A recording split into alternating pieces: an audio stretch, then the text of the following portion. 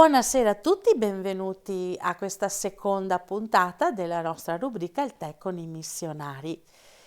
Siamo nel tempo della Quaresima 2024 e con questa rubrica intendiamo fare qualche attenzione, porre l'attenzione su alcune questioni inerenti il mondo missionario, ma legate al tema di questa Quaresima che abbiamo scelto chi è il mio prossimo, come vedete nel libretto della Quaresima che trovate nelle parrocchie e che potete utilizzare per la preghiera personale.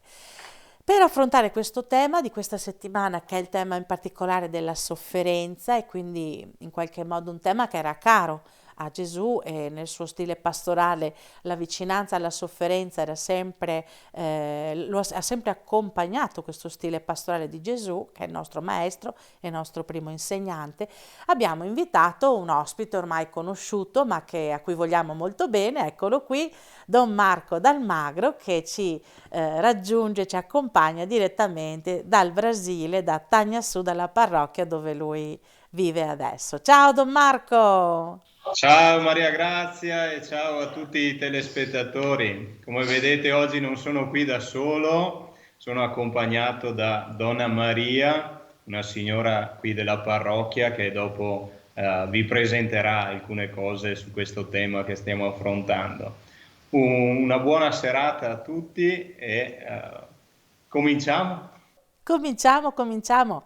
Ciao Donna Maria, come stai? Tutto bene? Signore Tutto State. bem? Tô bem, ótima. Melhor Bom, agora. Ha detto che estamos sta contentos. benissimo, ancora meglio adesso. Estamos contentos, grazie. Muito obrigada. Muito obrigado. Muito obrigada. Bene, era per far finta che so un po' di portoghese, ma in realtà ne so molto poco. Allora, Don Marco, abbiamo parlato di sofferenza, abbiamo parlato appunto di questa attenzione che Gesù ha nei confronti delle persone sofferenti, è proprio il suo cammino, la sua vita è tutta, come dire, arricchita. I Vangeli, insomma, ci narrano moltissime storie di vicinanza di Gesù con la sofferenza. Nel libretto abbiamo un po' scelto, no, la storia, il racconto della vedova di Nain con questa vedova che aveva questo figlio che poi Gesù ha guarito e abbiamo messo in luce alcuni atteggiamenti che sono un po' tipici di Gesù, questo guardare alla sofferenza, questo commuoversi, questo movimento empatico, anche l'attenzione all'ascolto e poi l'azione del miracolo e questo. Noi chiediamo a te, Marco, oggi di così aiutarci a capire un po' nella dinamica che tu vivi, quella di parroco della parrocchia di San Gnassù, com'è stato il tuo incontro con la sofferenza in quel contesto lì e che tipologia di sofferenza tu hai incontrato in quel contesto. Così cerchiamo un po' di inquadrare anche la cultura, un po' la dimensione più sociale dentro la quale tra l'altro tu fai il tuo servizio, credo che sia molto coinvolta in questo senso, ecco. Sì, sì, tu parlavi di questo Vangelo della vedova che perde il figlio, è una realtà che purtroppo rivivo in qualche maniera anche qui. Devo dire, le sofferenze sono di molti tipi, eh. Quando noi parliamo di sofferenza pensiamo sempre alla sofferenza fisica, al stare male. E in realtà questa è una delle tante sofferenze che la gente vive qui, come dicevo anche in altri momenti, la salute qui è una cosa preziosa, è sempre preziosa per tutti, ma a volte qui è ben difficile da vivere. Qui a Tagnassù, dove io abito, c'è un piccolo ospedale che potremmo chiamare un piccolo pronto soccorso, chiamiamolo così, per le prime cose, però non è un vero ospedale. Per avere un vero ospedale noi dobbiamo andare o a Vittoria da Conquista, che è a 130 km da qui, o a Salvador, che è a quasi 500, oppure per specialisti migliori andare a San Paolo, che è oltre i 1000 km da qui, 1200. Quindi capite che le difficoltà sono grandi. anche per quanto riguarda la salute fisica, e a volte questo è proprio una difficoltà per i bambini, per gli adulti. Io posso dirvi che circa poco più di un mese fa è morta una signora qua che era diventata una signora cara per me, e lei ha avuto un ictus e ha dovuto aspettare 5 ore perché arrivasse l'ambulanza per portarla in ospedale. Dopo ha aspettato una settimana per avere la terapia intensiva e non ha resistito, e questo solo perché non c'è la possibilità di un attendimento, un seguire i pazienti. Voi capite che gli ospedali sono molto, sì, sono pieni perché arrivano da tutte le parti questi ammalati e non riescono a starci dietro, e quindi diventa un po' impossibile. Questa sicuramente è una sofferenza grande, e la gente qui non ha, c'è sì il servizio sanitario nazionale, ma non è molto attivo e efficiente come può essere in Italia, anche se anche in Italia mi sembra che a volte ci sono alcune cose che non funzionano. Però a volte sì, c'è la necessità di aspettare tanto tempo, e quindi magari qualcuno ricorre alle visite private che però costano molto, e quindi questo diventa veramente una sofferenza per la gente. Questa sicuramente è una prima sofferenza che ho incontrato e che mi ha fatto un po' di impressione, insomma, perché la gente, si vede che soprattutto la gente modesta, povera, non ha possibilità di curarsi bene, e questo è una cosa che dà una tristezza molto grande, purtroppo. Sì, Questa è sicuramente la prima. accenno questo, no, che questo ci dà un po' da riflettere perché mettersi psicologicamente in questa prospettiva, no, che se ti capita qualcosa di grave, non hai un servizio che può aiutarti, ti porta a vivere sempre con un senso di precarietà un po', no, un po' continuo, ti manca un po' la sicurezza, no? Quindi Sì, sì, sì. finché stai bene, tutto va bene, quando cominci ad avere qualche malore dici speriamo che non vada male, insomma. È un problema serio, sì, sì. Sì, sì, un altro problema connesso è anche il problema delle strade. Noi adesso, in questo periodo, siamo nel periodo delle piogge, e le strade sterrate molte volte diventano impraticabili. Questo vuol dire che se si ammala qualcuno e l'ambulanza non riesce ad entrare, o loro non riescono a venire fino all'asfalto con la persona ammalata, non si può curare. L'altro giorno io sono stato in una comunità, di solito ci metto 45 minuti ad arrivare, questa volta ci ho messo un'ora e mezza perché la strada era proprio pessima, e loro mi hanno detto che i giorni precedenti aveva piovuto abbastanza, erano rimasti 3 giorni senza elettricità, quindi anche senza cellulare, senza internet, senza niente, e c'era una bambina ammalata con la febbre a 40, ma non hanno potuto andare a prenderla, non c'era la minima condizione di portarla in ospedale, quindi hanno dovuto curarla in casa meglio che potevano, con le medicine che avevano in casa.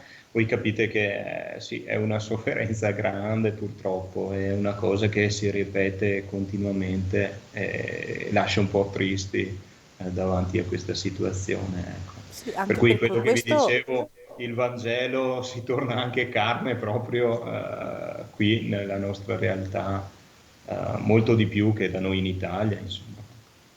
Anche perché questo poi, questa sofferenza, no, si dilata a tutta la famiglia, no? Quindi anche immagino come può sentirsi un genitore che ha una bambina così che non sta bene e quindi genera veramente uno stato di ansia, credo anche, no? Di tristezza, di dolore, di fatica, anche perché non riesce ad Sicuramente. avere delle alternative, quindi è veramente Sì, sì, a volte genera complesso. anche un po' di rivolta, ma non c'è soluzione, quindi sì, non sanno neanche con chi prendersela.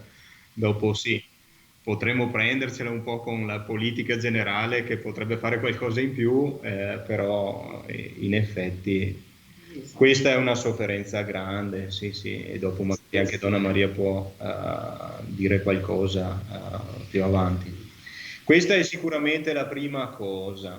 Dopo, se noi vogliamo allargare un pochino il senso della sofferenza, io ti dico un'altra cosa che mi ha lasciato all'inizio molto triste e perplesso e continua a lasciarmi molto triste e perplesso, è la questione, chiamiamola così, della politica. Qui soprattutto la parte del sindaco ha un potere molto grande sulla gente, soprattutto su chi ha bisogno di lavoro.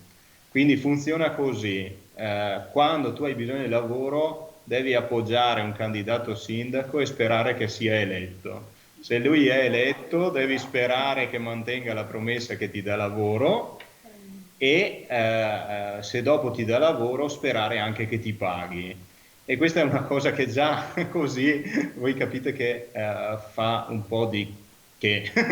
Però una cosa che mi ha lasciato molto perplesso e triste è che se io ho appoggiato il sindaco, lui è stato eletto, mi ha dato il lavoro, ma dopo le prossime elezioni questo sindaco perde, le elezioni di solito sono in ottobre e il nuovo sindaco entra in gennaio. Quindi da ottobre a gennaio, a fine dicembre, il sindaco che ha perso non paga più nessuno, dimette tutti i dipendenti, quindi il comune è bloccato, anche i servizi, proprio il minimo è garantito, ma anche i servizi sono bloccati e la gente rimane senza lavoro. Già sanno, loro lo dicono anche in maniera tranquilla, che è così, sanno che quando tu hai un lavoro del comune dura 4 anni, dopo se il sindaco vince, bene, o altri 4, se perde cerca un altro lavoro perché rimani senza niente. Capite che questa precarietà è brutta e anche crea un senso, perlomeno in me ha creato un senso di rivolta, perché questi sindaci quando dimettono tutti dopo continuano a ricevere i soldi che arrivano per pagare la gente, ma se li mettono in tasca per pagare la campagna elettorale alla quale hanno speso molti soldi. Per cui è un tradimento della gente e anche un rubare che è una cosa bruttissima che io ancora adesso non riesco ad accettare. E quest'anno è anno di elezioni, già parlavo con alcune persone che stanno tremando perché dicono se il sindaco non viene rieletto noi siamo a piedi, e capite che è a sofferenza perché magari il papà e la mamma sono tutti e due assunti dal comune, se rimangono tutti e due senza lavoro la famiglia vive di che? E quindi sì, le paghe sono minime, quindi non è che in questi 4 anni hanno messo via tanti soldi. E quindi sì, questa sofferenza di politica e anche di lavoro, perché qui purtroppo nella realtà nella quale viviamo, la città di Taniasu non ha tantissima offerta di lavoro, c'è una grande difficoltà, ci sarebbe la possibilità, però abbiamo grandi problemi di siccità, per cui anche i grandi agricoltori non assumono perché hanno paura di dopo non riuscire a pagare gli assunti e quindi fanno il minimo indispensabile, il resto la gente cerca lavoro in altri modi, a volte, e qui purtroppo è un'altra piaga, un'altra sofferenza, tutte le famiglie di Taniasu hanno come minimo un parente che abita a San Paolo e che lavora là. Tutte, perché quando ci sono le ferie, in giugno, in dicembre, che qui sono le ferie estive, dicembre, gennaio, Taniasu raddoppia gli abitanti perché arrivano tutti da San Paolo a visitare i parenti e si riunisce la famiglia. Anche la casa di Donna Maria si riempie di persone perché arrivano da San Paolo e vengono qui a vivere sì, le ferie. Sì, senti Marco, Scusa se ti interrompo, ma volevo dirti no, il fatto che siano a San Paolo credo che sia una migrazione necessaria, no? Perché chi non trova lavoro lì effettivamente è costretto a spostarsi da qualche altra parte, immagino, giusto? È proprio così. Sì, sì, Ecco. loro non trovando lavoro qui procurano dove c'è e San Minas Paolo offre Gerais. molto lavoro, anche lo stato di Minas Gerais, Belo Horizonte, danno. Qui c'è anche il costume, alcuni non si trasferiscono, però fanno la stagione nella raccolta del caffè in Minas Gerais, Mhm. rimangono là 3-4 mesi fuori lavorando veramente come gli schiavi nella raccolta del caffè e guadagnano i soldi che servono per vivere quasi tutto l'anno dopo. Questi guadagnano anche bene, però dopo devono vivere gli altri 8 mesi senza niente. Sì. Hanno un po' di lavoretti così e si barcamenano. Ecco. Sì, mi ricordo Marco che la scorsa estate, quando siamo venuti a trovarti 2 anni fa, c'erano dei ragazzi che appunto non hanno potuto partecipare perché per loro fare la raccolta del caffè è un'occasione per pagarsi gli studi, no? Perché altrimenti non avrebbero la possibilità, giusto? Esattamente, è proprio così. Ci sono anche molti ragazzi che vanno proprio perché così aiutano la famiglia, riescono a pagarsi gli studi, a pagare l'affitto, eccetera. E quindi è un aiuto molto grande. Come dicevo, la paga è buona qui, il lavoro è molto grande, è un lavoraccio, Às vezes però riescono. trabalham fora e traz dinheiro para manter o ano, né? Sì. Sì, sì, anche Donna Maria confermava che loro lavorano sodo quei 4 mesi proprio per mantenersi dopo tutto l'anno in Certo. questo. Bene Marco, grazie per queste cose che ci hai raccontato e ti vorrei chiedere anche qualcosa inerente, proprio tu hai introdotto, no, abbiamo introdotto il tema del lavoro con i giovani, ma la gioventù, i giovani lì a Tagnassù, come vivono? Io quando sono stata, mi ricordo, abbiamo incrociato storie di vita anche impegnative, anche tra i ragazzi che sono stati con noi, ma perché c'è un tessuto particolare. Vuoi raccontarci che cosa hai osservato?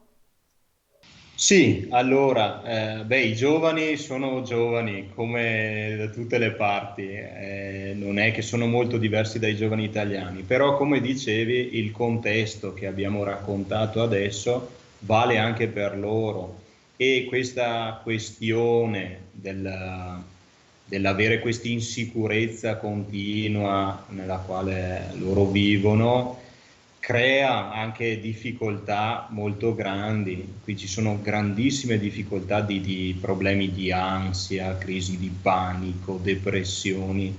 Io sono rimasto un po' scioccato di quanti sono i ragazzi, perché ce ne sono anche da noi, però qui il numero è veramente grande di ragazzi con ansia, con tentativi di suicidio, anche molto giovani perché sono di 12, 11, 12 anni che si tagliano, che hanno difficoltà a esprimersi, eccetera. Capite, questa è una cosa anche seria che dopo crea anche problemi connessi, tipo droga, tipo alcolismo, eccetera. Queste cose entrano anche con più facilità. Però questa cosa della depressione, dell'ansia, è una cosa che crea molti problemi e noi tra l'altro come parrocchia quest'anno organizziamo sempre l'adorazione mensile e la stiamo organizzando proprio pregando per questi problemi di ansietà e di depressione, eccetera, di malattie psicologiche, chiamiamolo così, perché il problema è veramente serio e molto grande. Anche ragazzi che vivono dentro la parrocchia, eccetera, hanno questa difficoltà.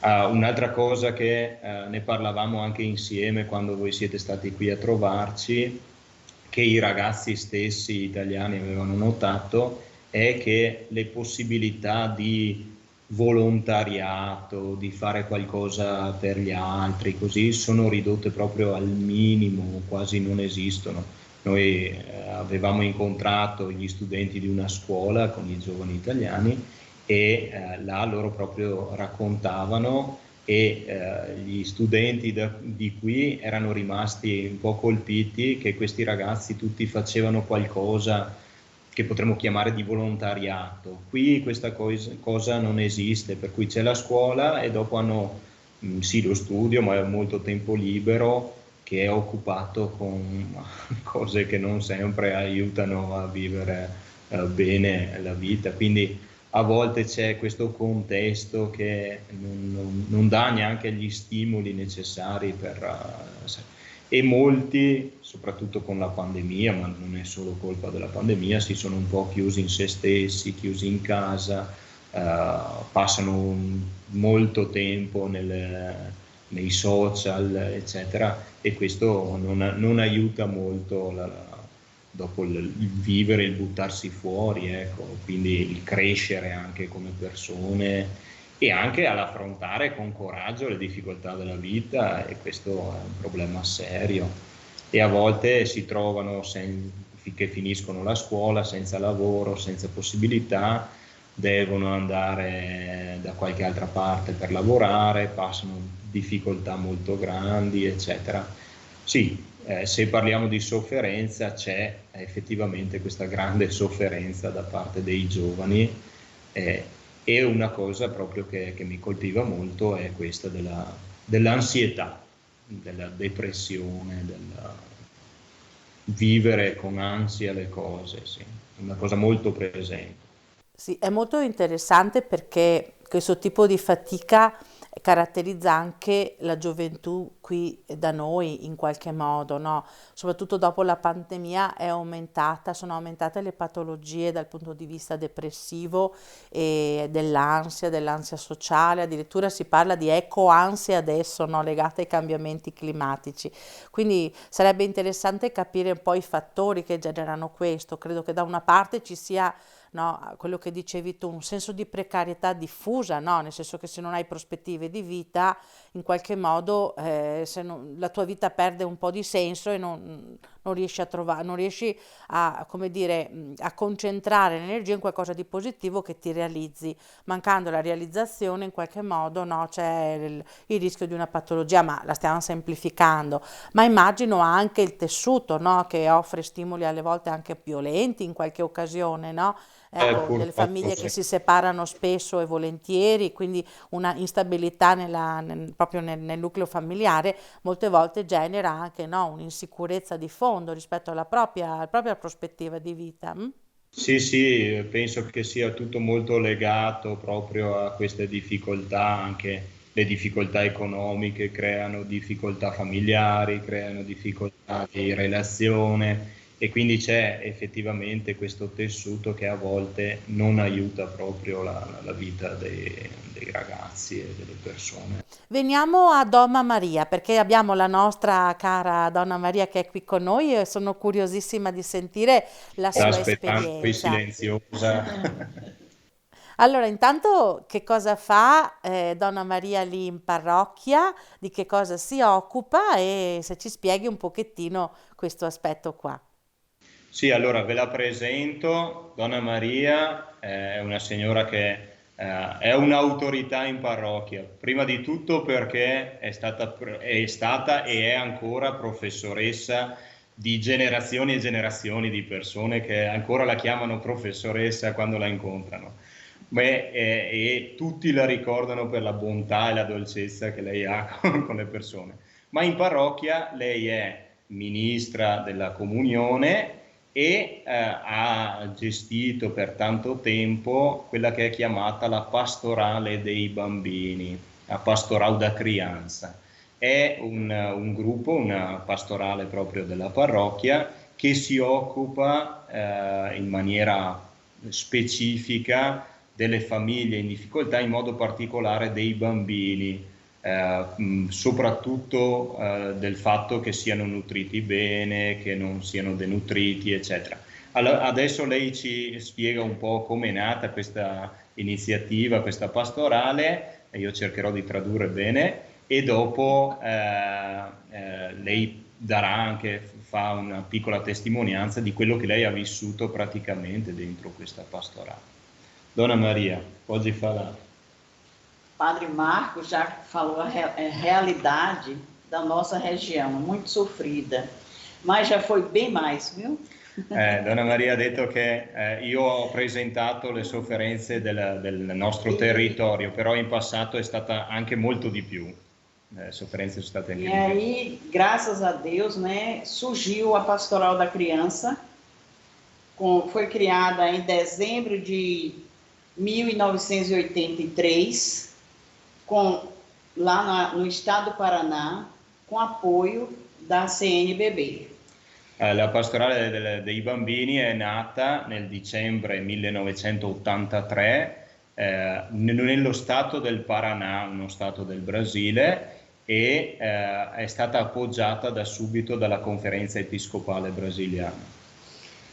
Como uma entidade ecumenica, è una realtà ecumenica che abbraccia tutte le realtà religiose tivemos como cristiane. fundadores a médica pediatra Zilda Arno, La fondatrice è questa dottoressa pediatra Zilda Arnas e Dom Geraldo Ângelo Mangela, e un vescovo, l'eccellenza Geraldo Angelo, che ha appoggiato na época era arcebispo de Londrinas.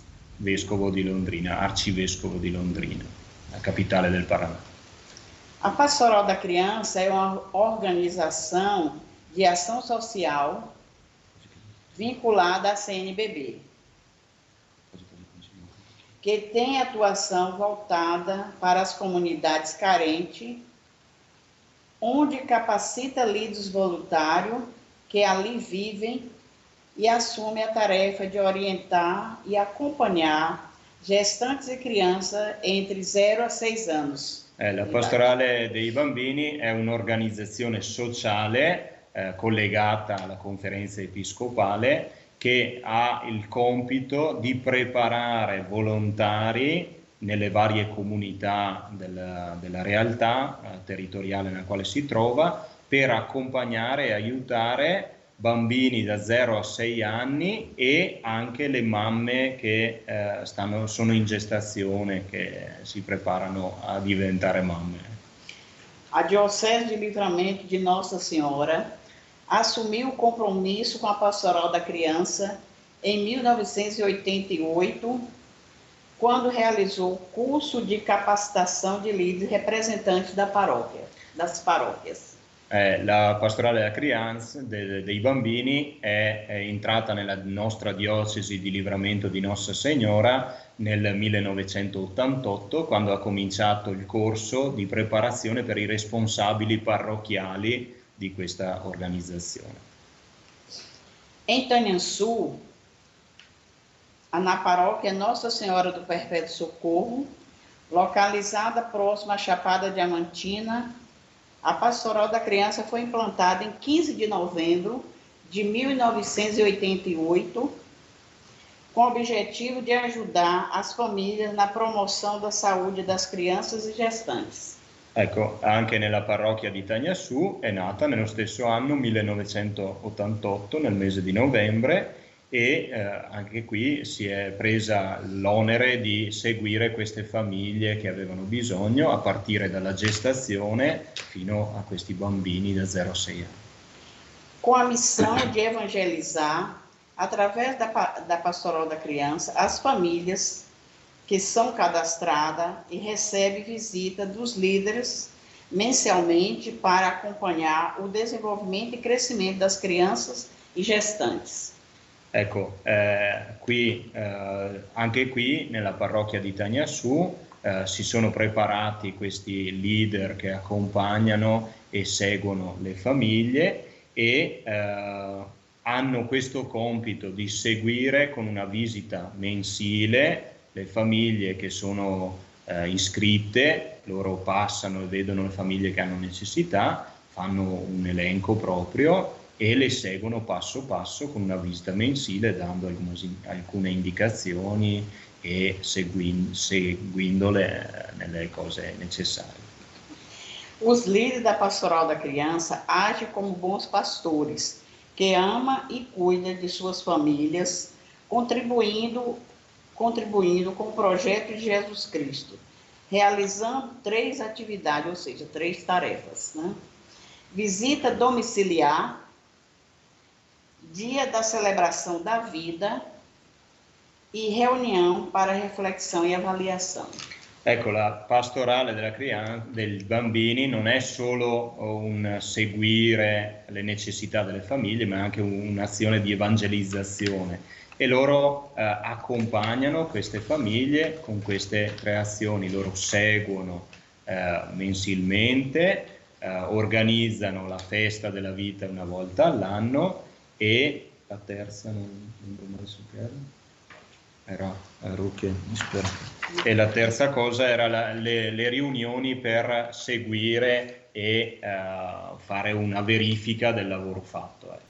Quindi queste Molto sono interessante, le cose che Marco, molto interessante. Mi piacerebbe sapere da Donna Maria anche se ha una piccola testimonianza da farci, anche perché siamo in chiusura e dobbiamo un po' tirare le fila, se Sì, riusciamo, lei insomma. ha un po' di racconto, sì, di quello Allora, che è chiudiamo stato con vissuto qui. quello. A Pastoral da Criança, ela foi implantada neste bairro aqui, onde o padre reside. Poi continua.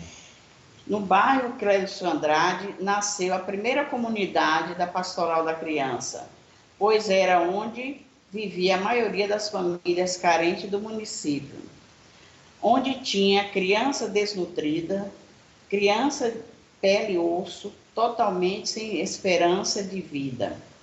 Allora, la pastorale è nata qui nella parrocchia, proprio nel quartiere dove c'è la casa parrocchiale adesso, che era il quartiere più disagiato della città, e c'erano molte famiglie in difficoltà economica e molti bambini denutriti, proprio pelle e osso, che avevano bisogno di questo accompagnamento, e la pastorale dei bambini ha cominciato proprio da qui. Pois os médicos diziam que não tinha como sobreviver, mas Jesus curou curou essa criança através das ações da Pastoral da Criança. Constantemente morria criança em consequência da diarreia e desidratação. O recurso utilizado em nome da Pastoral da Criança foi o soro caseiro, uma combinação di sal e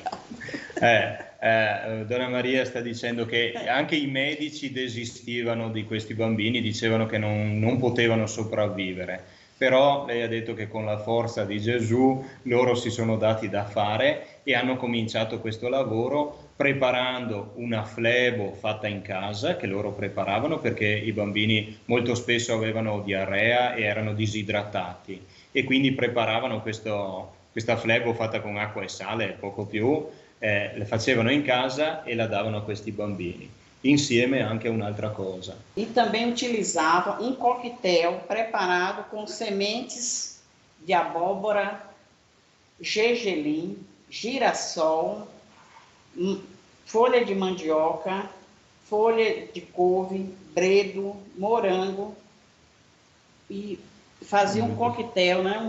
Uma farinha, aqui nós preparava farinha de milho torrada, né?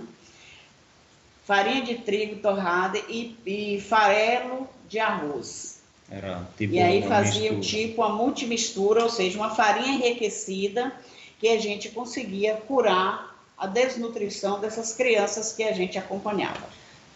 Assieme a questo flebo fatto in casa, loro utilizzavano anche quella che chiamavano di multimistura, un insieme di molte cose, semi di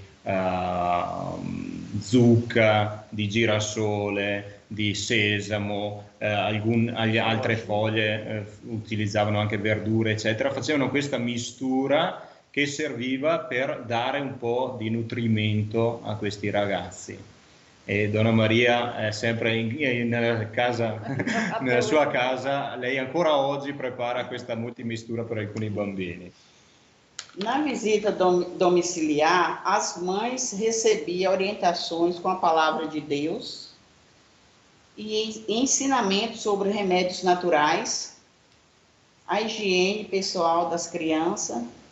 Era isso. Nelle famiglie loro erano ricevuti, entravano e prima di tutto annunziavano la parola di Dio e quindi annunciavano il Vangelo e dopo insegnavano anche alle mamme come fare, come dar da mangiare. C'era questa istruzione fatta a queste famiglie.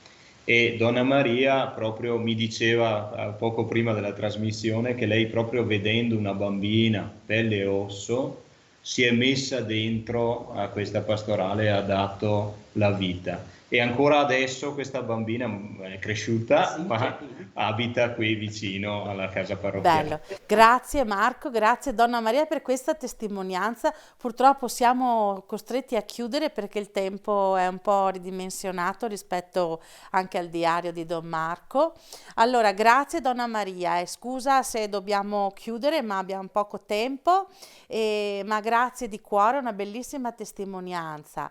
Allora Marco, io chiuderei, intanto grazie perché questa visione anche no, del contesto della Bahia, del Brasile, Itagnassù, ci aiuta a capire ancora di più no, il servizio che tu stesso fai in questo contesto, perché essere sacerdote in questo contesto ti porta ad essere costantemente a contatto con la sofferenza sia dei giovani, sì, Certo. devi esserci, se no è difficile, insomma, continuare il servizio, devi saperci stare, questo è un aspetto.